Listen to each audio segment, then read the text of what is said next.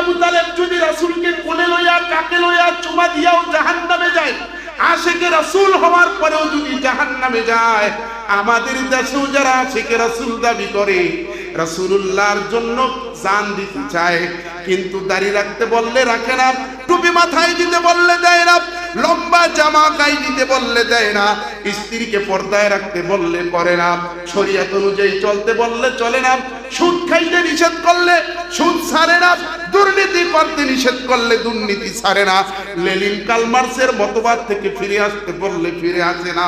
বলেন তো দেখি, এই ব্যক্তি যত বড় আশিকে রাসূল হোক, জান্নাতে যেতে পারবে নি? আবু তালেব যেহেতু যেতে। আমি আপনাদের সম্মুখে অনেক প্রসিদ্ধ একখানে আয়াতে কারিমা তেলাওয়াত করেছি, যে আয়াত নিয়ে বাংলাদেশের অনেক মুফাসসিরগণ, আলোচকগণ আলোচনা করে থাকে। ইতিপূর্বেও হয়তো আপনারা এই আয়াতের সামনে অনেক আলোচনা শুনেছেন। তো নতুন কিছু নয়, এটা পুরান আয়াতই, এবং কোরআনের আয়াত এটা কোনোদিন পুরান হয় না, আসলে এটা কিয়ামত পর্যন্ত নতুন থাকবে, নতুনত্ব থাকবে। যত আপনার নদীতে যখন কেউ খেয়াও মারে, একটা পুষ্কুনিতে নদী বাদ দেন, একটা পুষ্কুনিতে যখন কেউ সাকি জাল দিয়ে খেয়াও মারে, খেয়াও দিনে কি 2-4-5 খেয়াওতে সব মাছ আসে না? 2-1টা থাকলেও থাকে, কিছু থাকলে থাকে। বলে এই আল্লাহর কোরআন হলো মহাসমুদ্রের মতো, এখানে যতই খেয়াও মারেন, যতই আলোচনা করেন, কোরআনের আলোচনা শেষ হবে না, আর এটা কোনোদিন পুরানো হবে না, ঠিক না? আল্লাহ বলেছেন, কুল ইন কুনতুম তুহিব্বুনাল্লাহ ফাত্তাবিউনি ইউহিব্বুকুমুল্লাহ। আল্লাহ তার হাবিবকে উদ্দেশ্য করে বলেছেন, হাবিব বলে দেন, তারা যদি আমি আল্লাহকে ভালোবাসতে চায় বা আমি আল্লাহকে ভালোবাসি, এটার দাবি যদি তারা করতে চায়, তাহলে তারা যেন আপনাকে ভালোবাসে, আপনার অনুকরণ করে। আপনাকে ভালোবাসলেই আমি আল্লাহকে ভালোবাসা হবে। ধরেন আপনাদের ইমাম সাহেবের একটা ছেলে আছে, এই ছেলেকে যদি আপনি ভালোবাসে একটা চকলেট কিনে দেন, কেমন যেন হুজুরকেই ভালোবাসা হলো, ঠিক না? কেন দিচ্ছেন চকলেট কিনে? কারণ ইমাম সাহেবকে আপনি ভালোবাসেন, এই জন্য তার ছেলেকে আপনি চকলেট কিনে দিচ্ছেন, নাহলে দিতেন না। দিতেন না। ঠিক তদ্রুপ ভাবে আল্লাহ রাসূলকে ভালোবাসা মানে কাকে ভালোবাসা? নবী ছাড়া ডাইরেক্ট আপনি আল্লাহকে ভালোবাসলে জান্নাতে যেতে পারবেন না, এটা ভালোবাসা হবে না। মুহাম্মদ সাল্লাল্লাহু আলাইহি সাল্লাম ছাড়া আল্লাহকে ভালোবাসা যায় না, ভাইরা আমার। এজন্য রাসূলের অনুসরণ কিভাবে করবেন? রাসূল তো নাই, বলে রাসূলের কথা আছে, রাসূলের কাজ আছে, রাসূলের জীবন আদর্শ আমাদের মাঝে আছে, কিয়ামত পর্যন্ত থাকবে। আর এটা যদি আমরা অনুকরণ করি, তাহলে রাসূলুল্লাহ সাল্লাল্লাহু আলাইহি সাল্লামকে ভালোবাসা। এটা এমন ধরেন, আপনি রাসূলের সুন্নাহ যত মানবেন, তত আপনি আল্লাহর প্রিয় হয়ে যাবেন। আপনার আমলের ভিতর, কাজের ভিতর যত রাসূলের সুন্নাহ থাকবে, তত আপনার আমল, আপনার কাজ আল্লাহর কাছে প্রিয় হয়ে যাবে। আমাদের দেশে যখন বিবাহ হয়, বিবাহের সময় যেই কনে থাকে, কনের যেই অঙ্গের ভিতরেই গহনা লাগানো হয়, ওই অঙ্গই কি হয়ে যায়? সুন্দর হয়ে যায়। কনে জানে যে আমার হাতের ভিতরে যদি গহনা লাগে, আমার হাত সুন্দর দেখাবে, আমার কানের ভিতর যদি কানের দুল লাগে, কান সুন্দর দেখাবে, আমার গলার ভিতর যদি গহনা লাগা যায়, স্বর্ণের হার, গলা সুন্দর হয়ে যাবে, ঠিক না? কনে জানে আমার যেই অঙ্গেই অলংকার লাগবে, ওই অঙ্গই সুন্দর দেখাবে। ঠিক তদ্রূপ ভাবে রাসূলুল্লাহ সাল্লাল্লাহু আলাইহি সাল্লামের সুন্নাত আপনার যেই অঙ্গে লাগাবেন, যেই অঙ্গকে আপনি রাসূলের সুন্নাত দ্বারা সাজাবেন, ওই অঙ্গটাই আল্লাহ তাআলার কাছে প্রিয় হয়ে যাবে, ওই অঙ্গটাই আল্লাহর কাছে সুন্দর লাগবে। মানুষ সৌন্দর্য বর্ধনের জন্য বিউটি পার্লারে যায়, বলে কেন? বলে প্রথম রাতে স্বামী দেখেই যেন তাকে পছন্দ করে ফেলায়, প্রেমে পড়ে যায়। এই জন্য সব বিউটি পার্লারে যায় সাজে না? বলে কেন যেন দেখলেই পছন্দ হয়। ঠিক তদ্রুপ ভাবে যারা আমার রাসূলের সুন্নাতে দিয়া নিজের অঙ্গকে সাজাবে, নিজেকে সাজাবে, নিজের ঘরকে সাজাবে, ওই বান্দা বান্দিকেও কিয়ামতের দিন আল্লাহ প্রথম দেখাই মোহাব্বত করে নেবে, ভালোবেসে নেবে এবং বলবে, হে বান্দা বান্দি, তুই আমার রাসূলের জন্য কুরবান হয়েছস, আমি আল্লাহ তোকে কবুল করে নিলাম। ভাইরা আমার, আমরা যখন নামাজ পড়ি তখন নামাজের সময় কিন্তু আমরা নিজের ইচ্ছায় নামাজ পড়তে পারি না। ইমাম সাহেবের ইচ্ছাকে আমরা প্রাধান্য দিই, ঠিক না? ইমাম সাহেব যেমন করে আমরাও তেমন করি। বলে এটি ইমাম সাহেবের ইচ্ছাকে আপনি প্রাধান্য না দিলে আপনার নামাজ হবে না। আপনি ইমামকে কি করেছেন? ইমামের পিছনে ইক্তাদা করে দাঁড়িয়ে গেছেন, ইক্তাদাই তো বিহাজাল ইমাম বলে দাঁড়িয়ে গেছেন। এখন ইমামের ইচ্ছাকে আপনার প্রাধান্য দিতে হয়, নয়তো নামাজ হয় না। ঠিক তদ্রুপ ভাবে আপনার আমার জীবন নামক নামাজের ইমাম হলো মুহাম্মদ সাল্লাল্লাহু আলাইহি সাল্লাম। তার ইচ্ছাকেও প্রাধান্য দিতে হবে। সে যেইভাবে জীবনকে পরিচালনা করতে বলেছে সেইভাবে যদি জীবন পরিচালনা হয়, সে যেইভাবে রাষ্ট্র পরিচালনা করতে বলেছে সেইভাবে যদি রাষ্ট্র পরিচালনা হয়, সে যেইভাবে ফ্যামিলি পরিচালনা করতে বলেছে সেইভাবে যদি ফ্যামিলি পরিচালনা হয়, তাহলে আপনার জীবন নামক নামাজ সফল হয়ে যাবে। আর এই জীবন নামক নৌকা তখন জান্নাতের প্রান্তে গিয়ে ভিড়াবে, ঠিক নেবে? ঠিক এটা যদি না পারেন, নবীজির ইচ্ছায় যদি আপনার ইচ্ছা না হয়, আল্লাহ বলেছেন মা তাকুমুর রাসূল ফাখুযুহু ওয়া মা নাহাকুম আনহু ফান্তাহু। রাসূল যেটা নিয়ে এসেছে, যেটা গ্রহণ করতে বলেছে ওটা গ্রহণ করতে হবে, যেটা ছাড়তে বলেছে ওইটা ছাড়তে হবে। কিন্তু আমাদের অবস্থা ভিন্ন, যেইটা গ্রহণ করতে বলেছে ওইটা করি না, যেইটা নিষেধ করেছে ওইটা বেশি করি, ঠিক না? ঠিক। বলে কেন? কারণ বনি আদম নিষিদ্ধ জিনিসের প্রতি বেশি আকৃষ্ট। নিষিদ্ধ জিনিস বনি আদমের কাছে ভালো লাগে, গোপনে গোপনে আনে, জামার নিচে কইরা আনে, বোরকার ভিতর কইরা আনে, ফেন্সিডিল আনে, কত কিছু আনে, আনে না? বলে নিষিদ্ধ জিনিসের প্রতি বনি আদমের আকর্ষণ বেশি। এটা কোথা থেকে আসছে? বাবা আদম থেকে আসছে। কারণ আল্লাহ আদম আলাইহিস সালামকে নিষেধ করছিল, কিন্তু সে খাইছে। তো ওইটা বনি আদমের ভিতর রয়ে গেছে।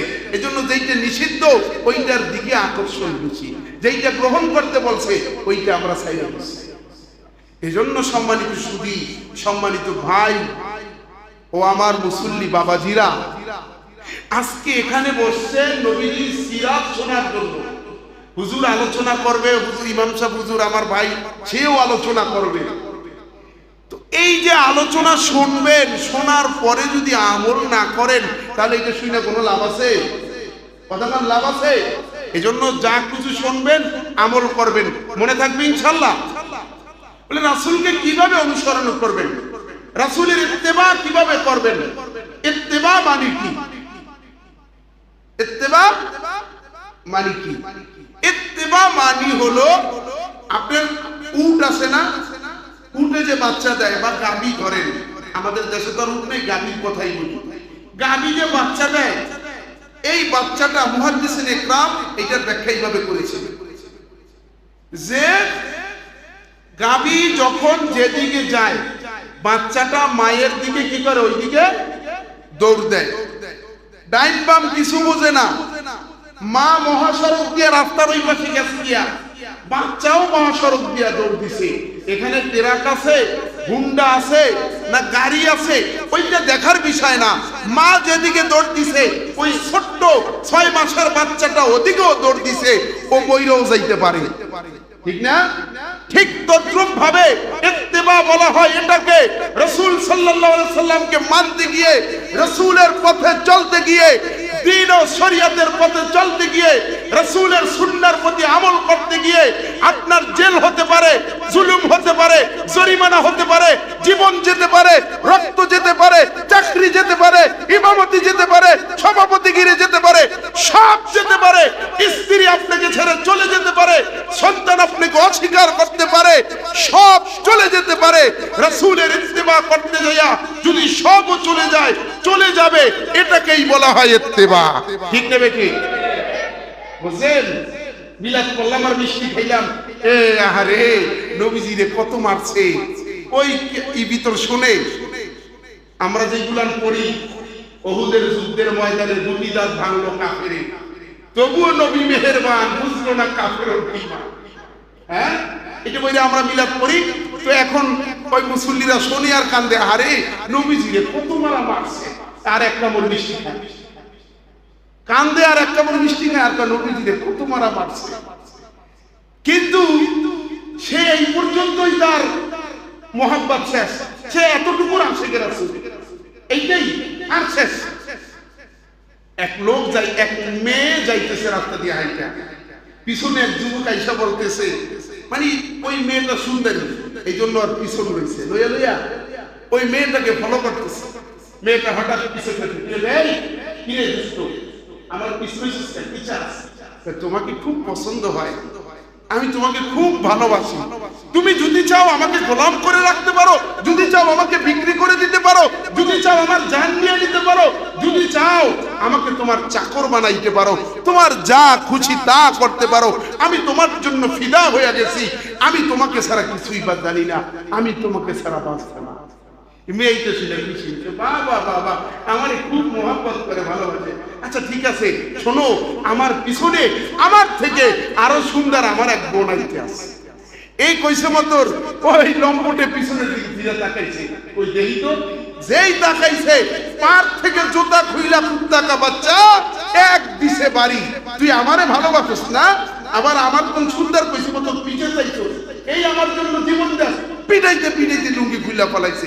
আমাদের অবস্থা হলো এমন, রাসূলের ভালোবাসা আমাদের মুখে মুখে, আর রাসূলের ভালোবাসা নির্বাচনের সময় আর থাকে না, রাসূলের ভালোবাসা যখন দলের বাক্স নিয়ে আসে তখন থাকে না, রাসূলের ভালোবাসা বিবাহ শাদীর মধ্যে থাকে না, রাসূলের ভালোবাসা ঘর সংসার চালাইতে গিয়ে থাকে না, রাসূলের ভালোবাসা দোকানদারির মধ্যে থাকে না। প্রতিদিন রাসূলের সিনায় আমি ছুরি চালাইতেছি, ব্যবসার মধ্যে রাসূলের সিনায় ছুরি চালাই, তারপর আমি আমার পরিবারের মধ্যে পরিবার পরিচালনা করতে গিয়ে রাসূলের সিনার মধ্যে প্রতিদিন ছুরি চালাই, সব জায়গায় রাসূলের সুন্নাহকে আমি বুলন্ডিত করতেছি, কিন্তু দাবি করতেছি আশিকে রাসূল। আছে না নাই? কথা না আসে, রাসূলের জন্মে আমরা খুশি না বেজার? কথা না খুশি না বেজার? কত খুশি, হ্যাঁ, এটা বুঝানো যাবে? যাবে। নবীজির চাচা, যার নামে আল্লাহ একটা সূরা নাযিল করেছে, তাব্বাত ইয়াদা আবি লাহাবি ওয়া তাব, আছে না নাই?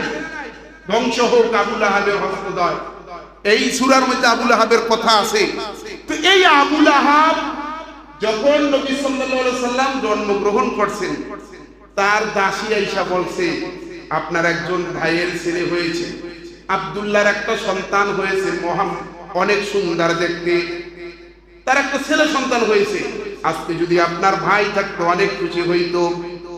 আবু লাহাব ডেকে বলে, আমার ভাই যদি থাকতো জানি অনেক খুশি হইতো, আমার ভাই নাই, আমার ভাতিজা এতিমটাতে কি হয়েছে, আমি আমার ভাতিজা হওয়াতে আমিও খুশি হয়েছি, যা যা এখন খুশি হওয়ার কারণে আমি তোকে এখনই আজাদ করে দিলাম। এই যে আজাদ করে দিছে, আচ্ছা বলেন কেন দিছে? রাসূলের জন্মে খুশি হইয়া, কি হইয়া, কথা কয় না, কি হইয়া? রাসূলের জন্মে খুশি হইয়া তার কৃতদাস বাদীকে তিনি আজাদ করে দিয়েছে। রাসূলের জন্মে খুশি হওয়ার পরেও আবু লাহাব কিন্তু জান্নাতে যেতে পারে নাই, কারণ রাসূলের আনিত শরীয়ত দ্বীন ধর্ম সে মানে নাই, এজন্য সে চিরকাল জাহান্নামে থাকবে। এজন্য শুধু যারা নবীজির জন্মদিনে শুধু যারা খুশি হবে, কিন্তু নবীজির আনিত দ্বীন ধর্ম পালন করবে না, নবীজির সুন্নাহ মানবে না, তারা যত বড় হাজী হোক আর গাজী হোক কোনোদিন জান্নাতে যেতে পারবে না, ঠিক কিনা? আবু তালিবের কথা বলি, রাসূলের এমন ভক্ত ছিল, এমন আশেক ছিল আবু তালেব। আবু তালেব বলেছে, ভাতিজা তুমি তোমার দ্বীন ধর্মের কথা বুক ফুলিয়ে বলবে, কেউ যদি কিছু বলে তোমার গায়ে হাত দেওয়ার আগে আমি ওইটাকে প্রতিহত করব। তোমাকে কেউ কিছু বলতে আইলে আগে আমি তার সামনে ঢাল হিসেবে দাঁড়াবো, তুমি দ্বীনের দাওয়াত দাও। এই আবু তালেব রাসূলুল্লাহ সাল্লাল্লাহু আলাইহি সাল্লামকে কত চুমা দিয়েছে, কাঁধে নিয়েছে, বুকে নিয়েছে। রাসূল সাল্লাল্লাহু আলাইহি সাল্লামকে কোলে কাকে করে মানুষ করেছে, কিন্তু এই আবু তালেবও চিরদিনের জন্য জাহান্নামী। বলে কেন? আবু তালেব তো অনেক বড় আশিকে রাসূল ছিল, আশিকে রাসূল হওয়ার পরেও আবু তালেব কেন জাহান্নামী? কারণ হলো একটাই, আবু তালেব রাসূলুল্লাহ সাল্লাল্লাহু আলাইহি সাল্লামের আনিত দ্বীন ধর্ম শরীয়ত ইসলাম মানে নাই। ঠিক না বেঠিক?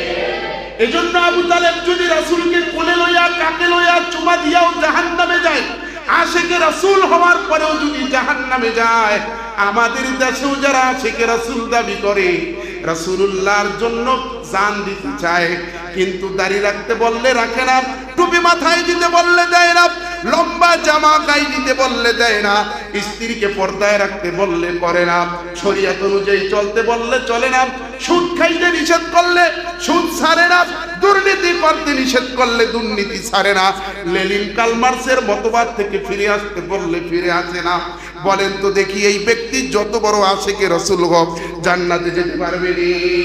আবু তালেব যেহেতু যেতে পারে না, এই লোকও কি জান্নাতে যেতে পারবে না?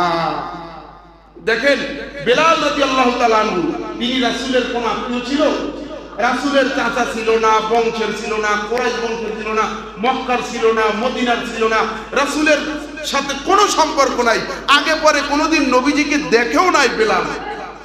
কিন্তু এই বেলাল এত কালো, ঠোঁটটা অনেক বড় ছিল, চেহারাগুলো বহুত কালো ছিল, মানুষ বলতো কাউয়া। এই বেলাল রাদিয়াল্লাহু তাআলা আনহু মক্কার না হইয়া, মদিনার না হইয়া, রাসূলের বংশের না হইয়া, রাসূলের আত্মীয় স্বজন না হইয়াও বেলাল পৃথিবীর মধ্যে সবচেয়ে বড় আশিকে রাসূল হয়ে গেছে। বলে কেন? বলে এজন্য সে রাসূলের আনিত বিধান, ধর্ম, সুন্নাহ মেনে নিয়েছে। ঠিক না ঠিক? এজন্য বড় দল, বড় কম, বড় কিছু হওয়ার প্রয়োজন নাই।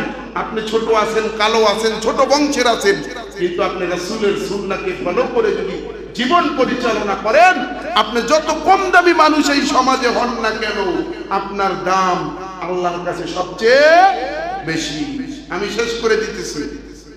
আপনার বাড়িতে মেহমান আসছে, আপনার বাড়িতে কি আসছে?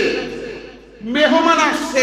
এখন মেহমান আসার পরে দুপুর বেলায় প্রচন্ড রোদের ভিতর মেহমান আপনার বাড়ি আসছে। মেহমান আসার পরে মেহমানকে বসাইছেন, বসাই এখন বলতেছেন যে মেহমান আপনি আসছেন, আমি অনেক খুশি, আপনি আসাতে আমার ঘরের পরিবারের সবাই খুশি, আমিও খুশি, বসেন আপনি। কিন্তু মেহমানের খাবার দরকার, পানি দরকার, থাকার জন্য বিছানা দরকার, কিছুই ব্যবস্থা করে না, শুধু বারবার ঘুরে ঘুরে একটু পড়ছায় আর আপনি আসছেন, আমরা অনেক খুশি। কি কর? আপনি আসছেন, আমরা অনেক খুশি। কিন্তু মেহমান বলতেছে তোমরা নামাজ পড়ো। বলে না, আপনি আসছেন তাতেই তো আমরা খুশি। মেহমান বলতেছে তোমরা রোজা রাখো। বলে না না, আপনার জন্মদিনে আমরা মিলাদুন নবী পালন করতেছি, আমরা তাতেই তো খুশি, নামাজ লাগবে, তোমরা পর্দা করো। মেহমান বলতেছে না, আপনি আসছেন তাতেই তো আমরা খুশি। আছে না নাই? আপনি আসছেন তাতেই আমরা খুশি। পর্দা লাগবে কি করতে, নামাজ লাগবে কি করতে, সুন্নাহ লাগবে কি করতে, আপনি আসছেন আমরা অনেক খুশি। বাতি জ্বালাইছি, লাইট জ্বালাইছি, মিষ্টি খাইছি, কত কিছু করছি। বলি এই মেহমান যেই কথা বলছে, এই কথা নামাই না, তুমি যত ফেলাক লাগাও, যত যত তুমি মিছিল করো, যত তুমি যা কিছু করো, বলে মেহমানের কথা নামাই না, এইগুলো দিয়া বাঁচা যাবে।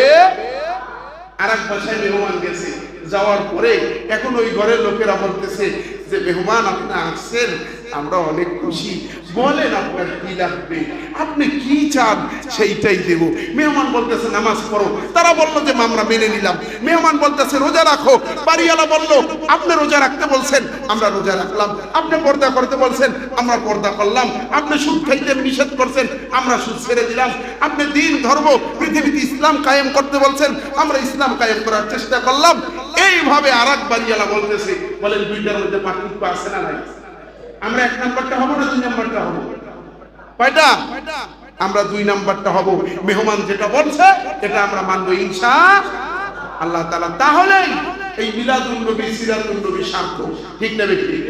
আল্লাহ তাআলা আমাদের সকলকে, আল্লাহ রাসূল বলেছেন যে মান তামাসসাকা বিসুন্নতি ইনদা ফাসাদি উম্মতি, যখন ফিতনা ফাসাদের যুগে মানুষ রাসূলের সুন্নাহকে ছেড়ে দেবে, তখন যদি আপনি একটা সুন্নাতের প্রতি আমল করতে পারেন, তাহলে আল্লাহ আপনাকে 100 গলা কাটা শহীদের সওয়াব দান করবে।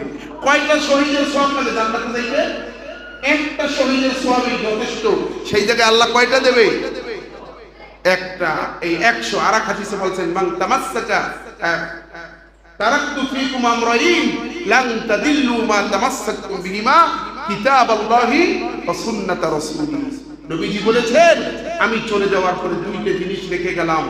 আমি চলে গেলাম, একটা হলো আল্লাহর কোরআন আর একটা হলো আমার সুন্নাহ। এখানে হাদিসের কথা বলে নাই, বলেছে আমার সুন্নাহ। সুন্নাহ সব হাদিস হাদিস, কিন্তু সব হাদিস মানা উম্মতের জন্য সুন্নাহ নয়। এখন এক গ্রুপ আছে আহলে হাদিস, আছে না নাই? হ্যাঁ। তো ভাইরা আমার, আমরা রাসূলের সুন্নাহ মানবো, আল্লাহর কোরআন মতো চলবো, তাহলে কোনোদিন গোমরা হব। আল্লাহ তাআলা আমাদের বোঝার, মানার, আমল করার তৌফিক দান করুক। সকলে বলি আমিন।